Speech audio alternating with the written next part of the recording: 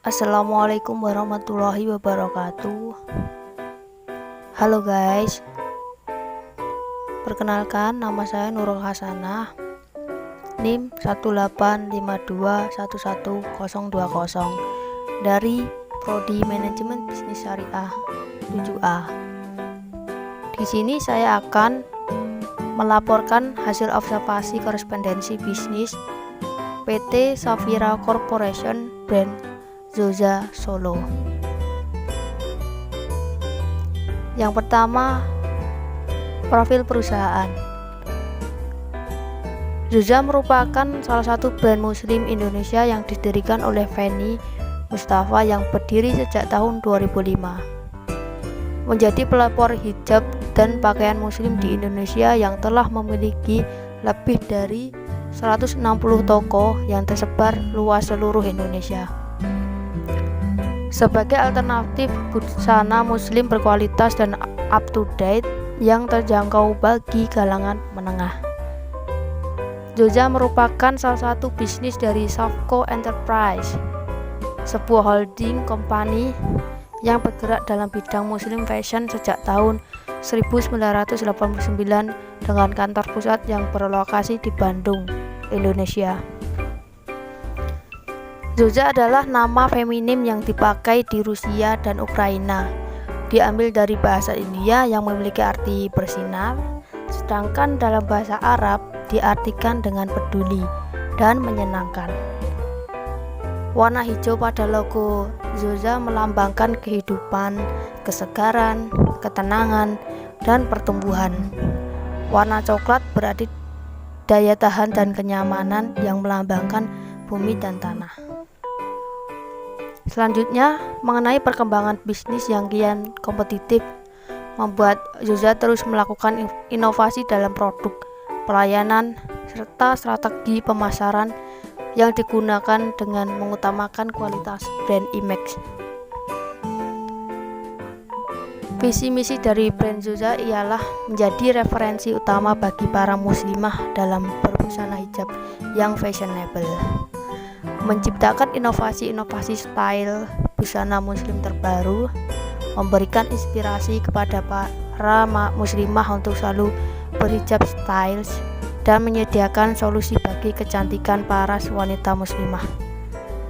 Lebih paras untuk cantikmu adalah tagline yang diangkat Zoza, karena Zoza sangat memahami karakter kecantikan yang berbeda bagi tiap wanita dan mampu memberikan solusi terbaik untuk tiap karakter garis wajah dan tubuh. Kemudian jenis-jenis produk Zoza ada 4. Yang pertama, Zoza Fashion. Kedua, Zoza Home. Ketiga, Zoza Jeans. Keempat, Zoza Cosmetic. Zoza Fashion memiliki kerudung sebagai produk unggulannya. Namun tidak hanya itu, Zoza Fashion juga menyediakan produk pelengkap fashion lainnya seperti busana, aksesoris, hingga perlengkapan ibadah bagi para customer. Tersedia dalam beragam warna dan model yang anggun dan menarik khas Zoza. Produk-produk Zoza Fashion merupakan pilihan yang tepat untuk memahami customer dalam berbagai situasi. Kemudian Zoza Home. Zoza Home merupakan pilihan fashion yang dapat digunakan oleh customer dalam berkegiatan sehari-hari, baik di dalam maupun di sekitar rumah, agar tetap nyaman namun tetap terlihat stylish. Produk-produk Zoza Home terbuat dari bahan yang lembut dan adem, disertai desain yang menarik dengan model yang simpel dan 26 casual, karena Zoza Home menekankan pada kenyamanan sehingga membuat aktivitas sehari-hari customer di rumah menjadi menyenangkan. Selanjutnya, Zoza Jeans.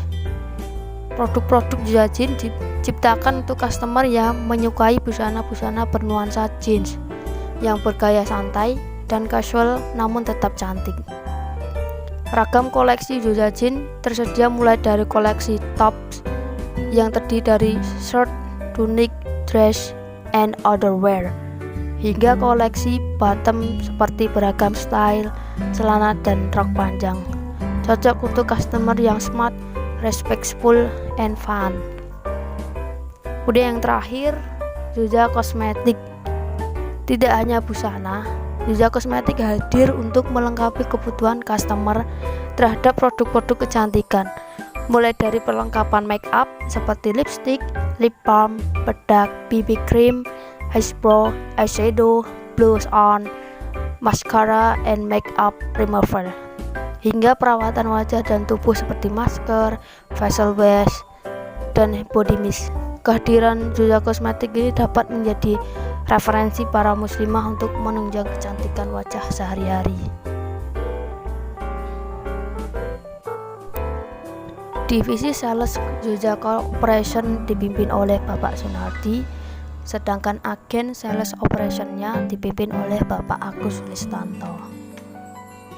Kemudian kegiatan komunikasi dalam organisasi di Zuja ini memakai email, WhatsApp, Telegram, Instagram, dan Zoom.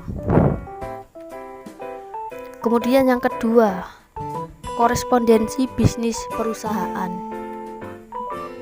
Jenis korespondensi bisnis ada korespondensi eksternal, yaitu hubungan surat menyurat dengan pihak luar dari perusahaan, dan korespondensi internal, yaitu hubungan surat menyurat pegawai yang ada di dalam kantor atau ruang lingkup internal perusahaan.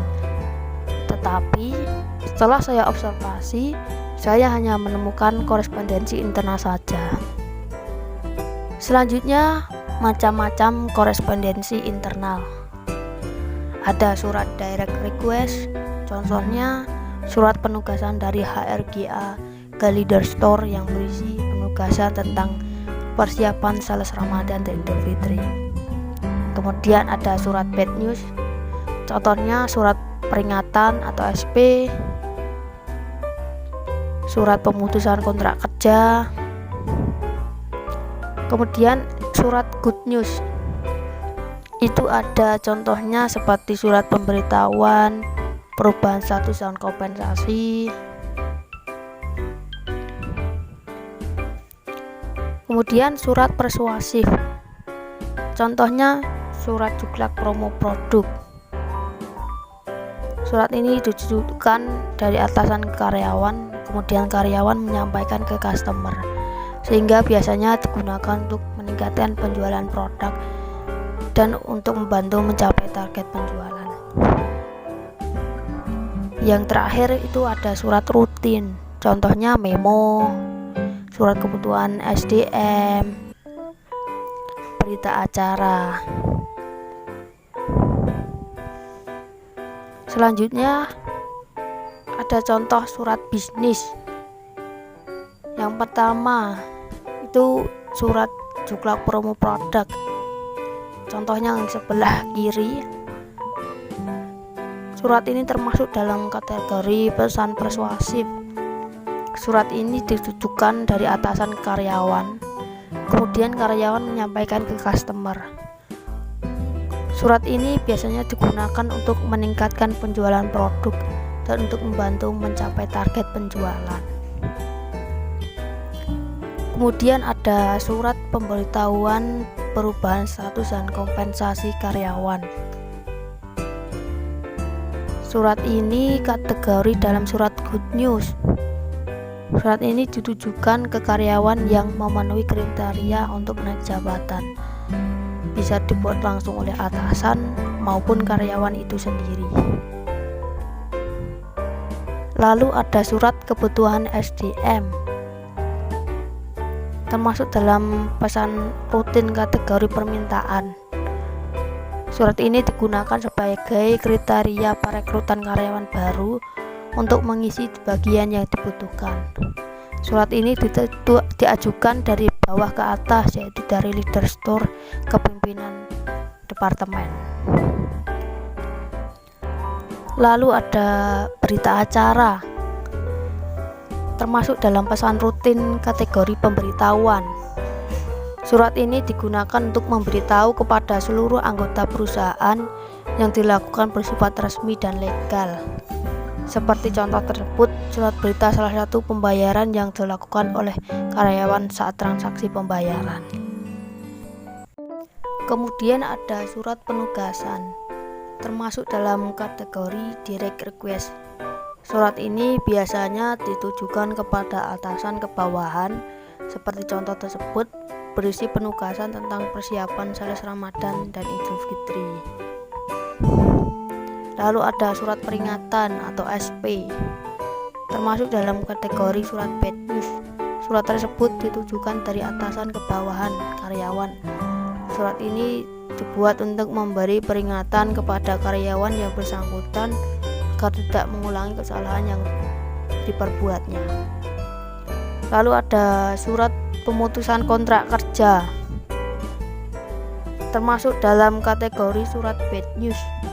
Surat tersebut ditujukan dari atasan ke bawahan, berisi pemutusan kontrak kerja karyawan karena adanya ketidaksesuaian kinerja sehingga kontrak kerja diputus atau tidak diperpanjang.